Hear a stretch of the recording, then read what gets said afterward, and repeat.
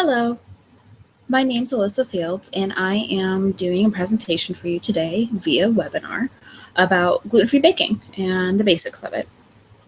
So, to give you a little background, the structure of this is going to be a little bit different, definitely going to be very relaxed. Definitely feel free to ask questions. The Q&A is enabled on the left-hand side, so click on that at any time. A little bit about me. Again, I say my name is Alyssa Fields. I am just a rookie chef. I'm a gluten-free baker, all on the side. Definitely not an expert, but I am a gluten-free enthusiast. So, my apologies. Let me get this set up. Okay, there we go. So, like I said, it's going to be set up very casually. This is a high-level overview of gluten-free baking. It's about tips and tricks that I've learned. There was a link in the invite to additional materials, so you don't have to write or try to remember everything down. And then I do have this set up in two parts. The one is going to be more about the basics, and then the second part's more about staples to impress. So still pretty simple, but just kicking it up a notch. So part one, gluten-free basics. So what is gluten? Gluten's a general protein, generally a derivative of rye, wheat, or barley.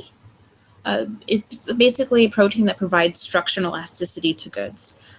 So think about some obvious things like pasta, bread, croissants, that sort of thing. So a lot of people ask, well, is gluten bad for you? No, not for most people. And gluten's been something that's been around for thousands of years. So why do people avoid it?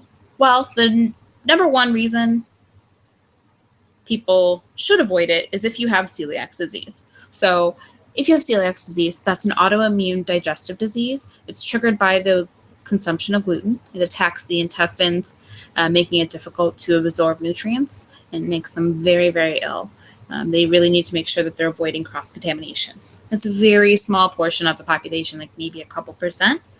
So we all know that a lot more people do gluten-free diets. And why do they do it?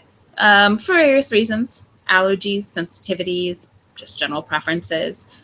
Some issues that some people attribute are skin issues, digestive issues, and in general fogginess, and even depression, and other symptoms. I do follow a gluten-free diet. I am not a celiac.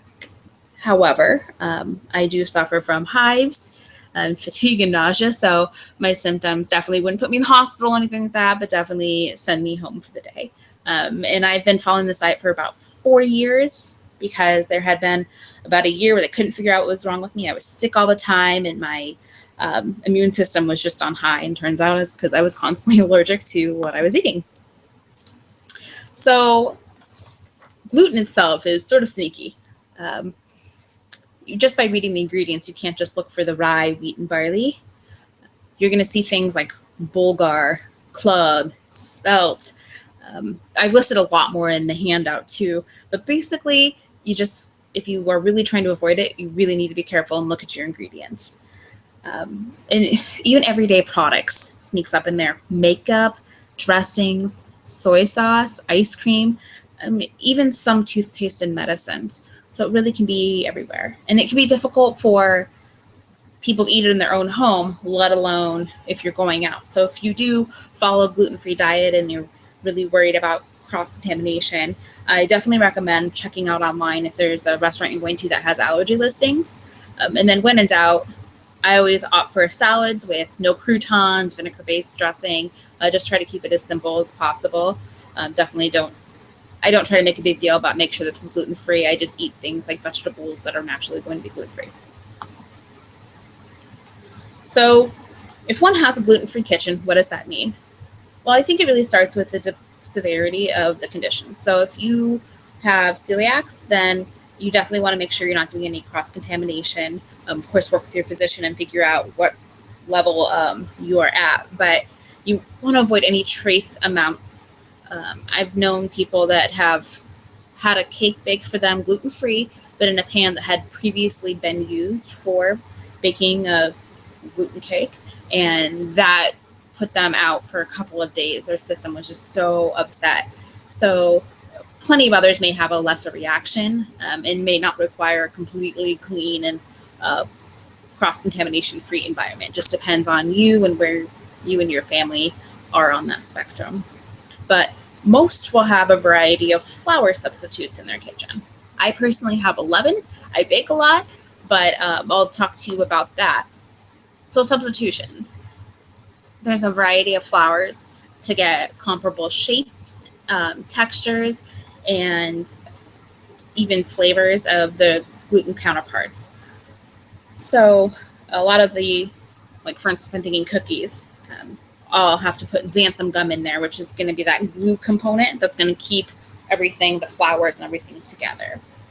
Almost anything can actually be made into a flour, adding lots of options for the flavor enhancements of gluten-free products.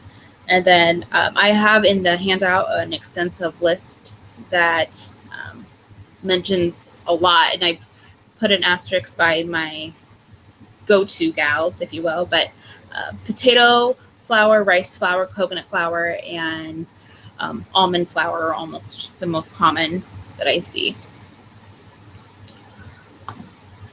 So let's say you're going gluten-free. What to expect? Well, I definitely think you need to be expecting a little creativity on your part. You need to research the ingredients. You have to be very vigilant if you're watching it closely. You have to plan ahead, either if you're going out or if you're just buying a product. And then also if you're going to be baking at home or doing anything like that, making sure you have the right products on hand. And you have to be open-minded. Sometimes the textures are going to be comparable. Sometimes they're not.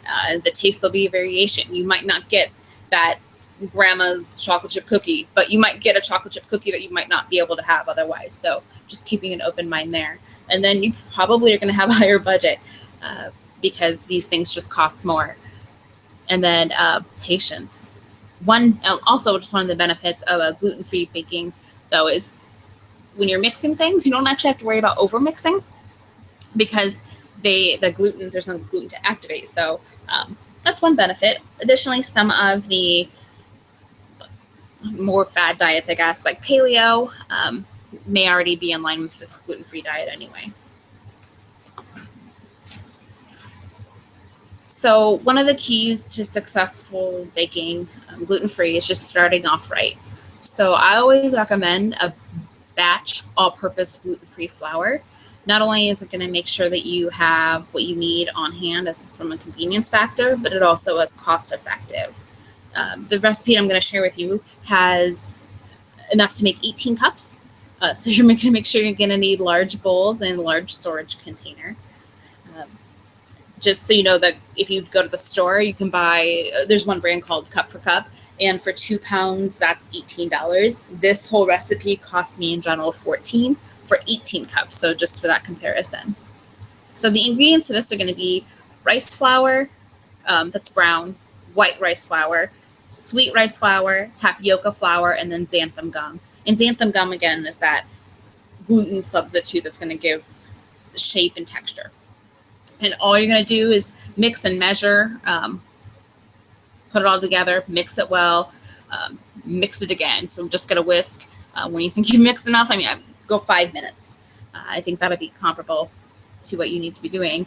And then put it in an airtight container. And then when you go to use it again, I always give it another mix just to make sure that I'm getting that xanthan gum mixed up in there too.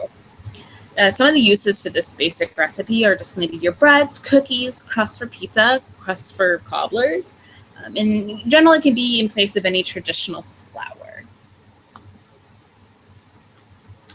So the second part is going to be more on how to make some more complicated recipes. They're still simple, but just some staples to impress and make sure that you still get to have some of that fun.